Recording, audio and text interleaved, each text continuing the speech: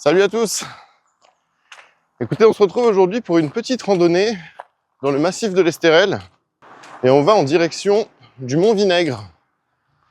Alors le Mont Vinaigre qui a une histoire un petit peu particulière, je vais vous expliquer ça en chemin.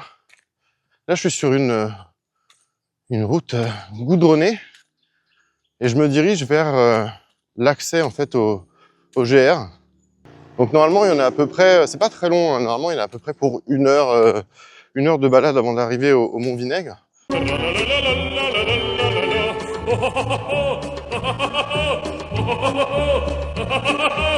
Et donc sur ce mont, quand on arrive en haut, apparemment on a une vue qui est imprenable sur toute la côte. Donc là je vais continuer cette route jusqu'à trouver l'entrée du GR. Et puis je vous reprends pour vous expliquer un petit peu l'histoire du Mont Vinaigre.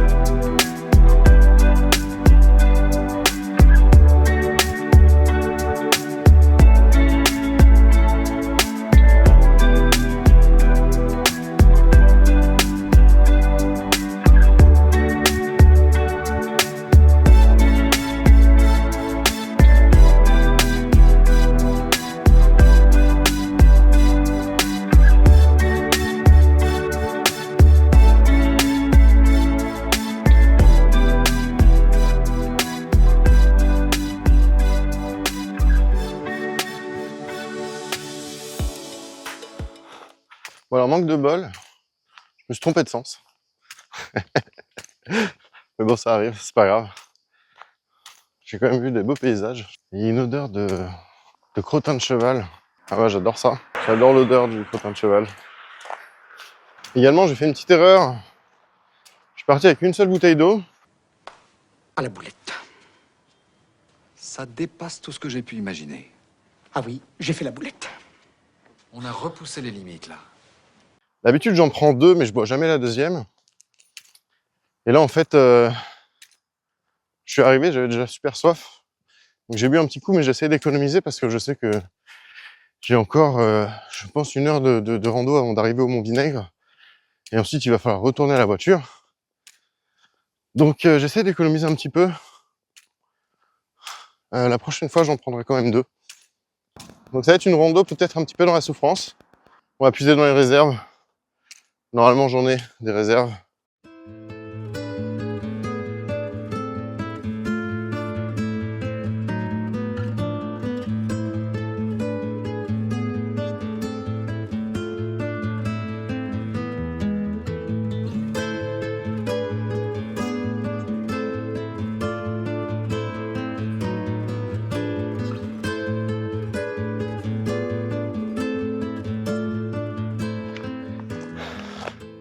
Alors le Mont Vinaigre, il faut savoir qu'en fait c'est, d'un point de vue historique, c'est connu pour avoir été, pendant le XVIIIe siècle, un repère de brigands.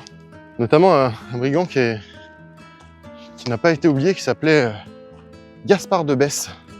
Gaspard de Besse, qui avec sa troupe de brigands se cachait dans les fourrés et sautait sur les voyageurs et aussi les agents du fisc pour les détrousser, pour leur voler toutes leurs richesses.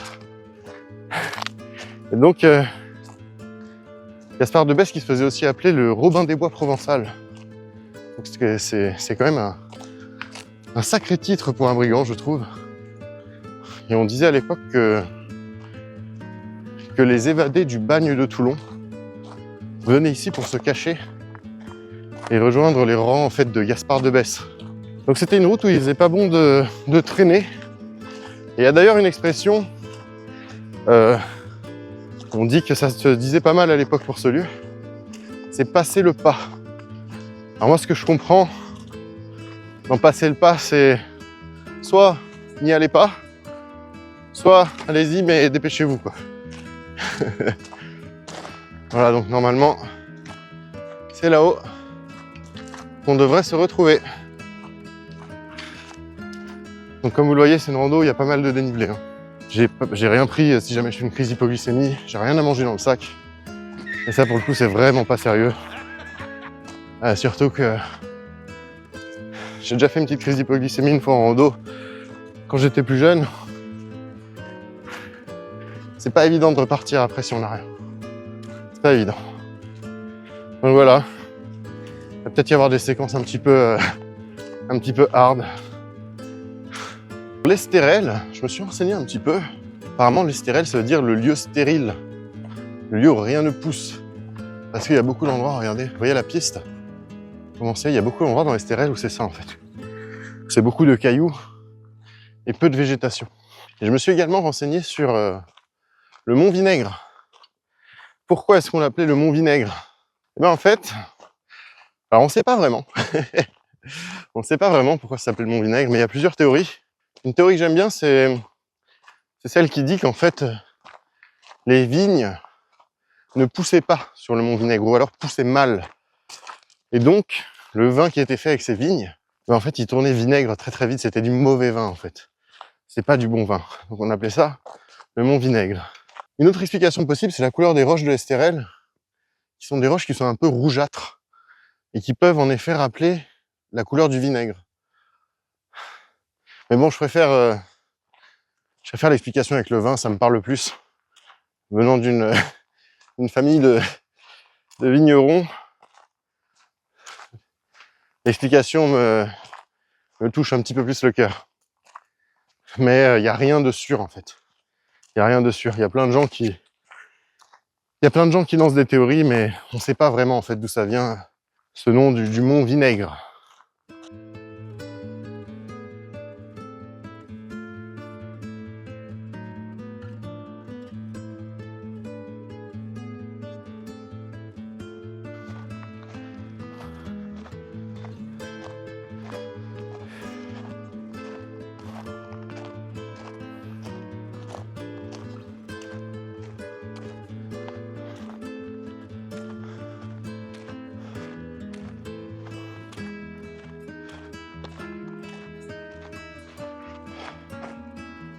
Regardez cette roche rouge.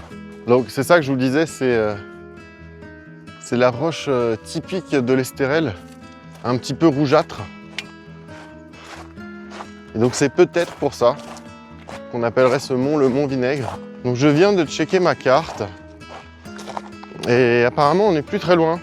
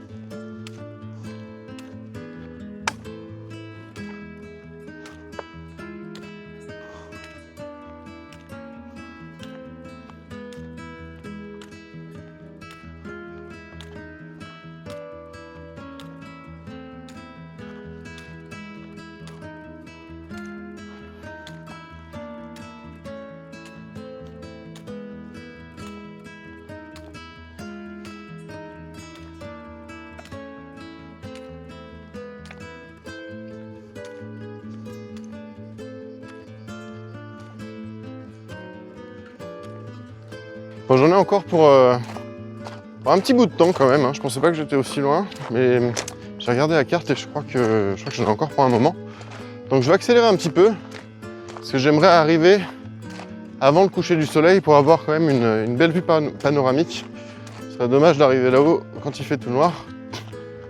Et après, bah, je me taperai le retour de nuit, mais ça je pense que vous le verrez pas Parce que j'aurai sûrement plus de batterie sur mon téléphone pour vous filmer ça. Allez, j'accélère un petit peu. Donc je sais pas si vous allez bien voir, parce qu'il y a le soleil en face, mais vous voyez cette route qui monte là. Tac, tac, tac, tac, tac, tac, tac. Et nous, c'est cette route qu'il faut qu'on prenne. Je vois des gens qui descendent la route au loin. Je vais leur demander confirmation que c'est bien la route du Mont Vinaigre, mais a priori c'est ça. Donc on est encore un petit peu loin, hein. On a encore un petit peu de marche. Là, ça fait combien de temps là? Ça fait un petit peu plus de 2 heures, je pense, que je marche. Voilà, donc j'arrive en bas de la piste du Mont Vinaigre. En tout cas, vous pouvez voir qu'il y a quand même un sacré paysage. On voit même la mer là-bas. Alors, je sais pas ce qu'on voit. Je pense qu'on est côté Var là. Alors, j'avais un peu sous-estimé la rando. Donc j'avais oublié ma deuxième bouteille d'eau, ce qui est une grosse connerie. Voilà, là il me reste ça. Encore à peu près, je pense, 45 minutes de marche. Je mise tout sur le fait qu'après ça va être de la descente et ça va être beaucoup plus tranquille. Et je vais être moins pressé aussi. Voilà. En tout cas, je peux vous dire que il y a possibilité que je me fasse un bon soda frais. Je bois pas souvent de soda, mais là je vous avoue qu'un petit coup de sucre, ça m'aurait pas mal aidé. Alors encore une fois, ne faites pas comme moi. Voilà, si vous voulez, prenez ces vidéos comme tout ce qu'il ne faut pas faire en rando.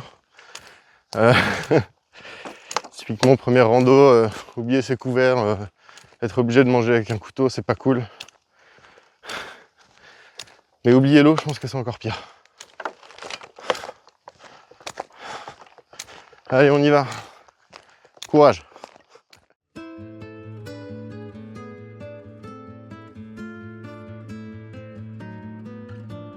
Quand je viens de croiser des gens, j'aurais demandé si on était encore loin du Mont Vinaigre. Et ils m'ont dit un peu plus de 40 minutes.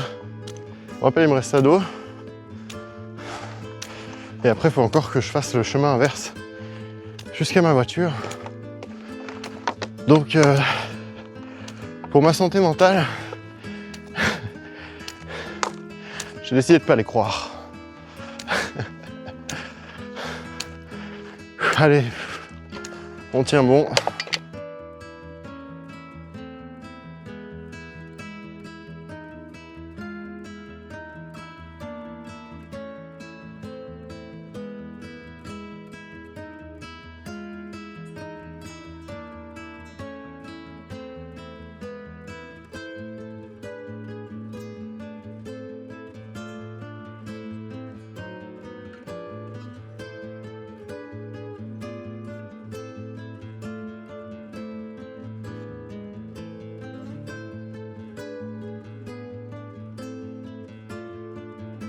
Je suis en train d'arriver en haut là.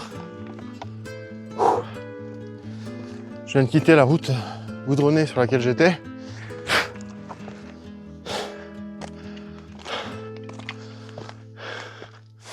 Et je vous avoue que j'ai soif. Mais à un point. Là, ce qui me reste, j'économise. Je sais pas si ça va changer grand chose. On va essayer d'aller là-haut sur ces rochers pour terminer cette randonnée et cette vidéo. Et ensuite, il faudra que je redescende tout. Sans eau. Mais bon, je me dis c'est de la descente. Il y a juste à laisser tomber les jambes. On y est arrivé.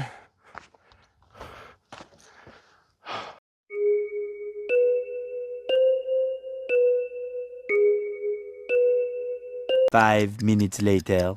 Fin de cette petite vidéo. Je vous ai pris un petit coucher de soleil, là, je vous le montrerai. Je vous ai aussi pris quelques plans avant que le soleil se couche. J'espère que ça vous aura plu.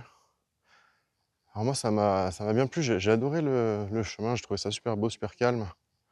Et puis même, il y a vraiment des points de vue super beaux. Hein. C'est magnifique. Alors petit bémol pour ma part, la prochaine fois je prends au moins 3 litres d'eau. Parce que là, 1,5 litre c'était short. Sachant qu'on est en canicule, en fait je suis arrivé ici, j'ai déjà bu la moitié de ma bouteille. Donc voilà, la prochaine fois 3 litres d'eau, au moins je suis assuré. Et puis moi je vais redescendre avec la frontale. Bon, je vous filmerai pas tout ça parce que là, niveau batterie, ça va être un peu compliqué. En tout cas, je vous remercie d'avoir suivi cette vidéo, cette rando. Pour ma part, j'ai trouvé bien stylé cette rando, même si je l'avais sous-estimé, j'avoue. Après, j'ai pris un itinéraire alternatif qui m'a bien rallongé la rando, parce que j'ai mis un peu plus de 3 heures au final à monter. Je suis arrivé juste avant le coucher du soleil. J'espère que ça vous a plu. J'espère que j'ai pu vous prendre des beaux paysages, des beaux plans, un beau coucher de soleil. Je vais voir tout ça en montage. Et puis si ça vous a plu, n'hésitez pas à lâcher un petit like, un petit commentaire, un petit coucou dans les commentaires, ça fait toujours plaisir et puis ça m'aide pour le référencement. Voilà. On se retrouve donc une prochaine fois pour une prochaine rando, une prochaine balade. Rien de bien défini pour l'instant, mais ça ne saurait tarder.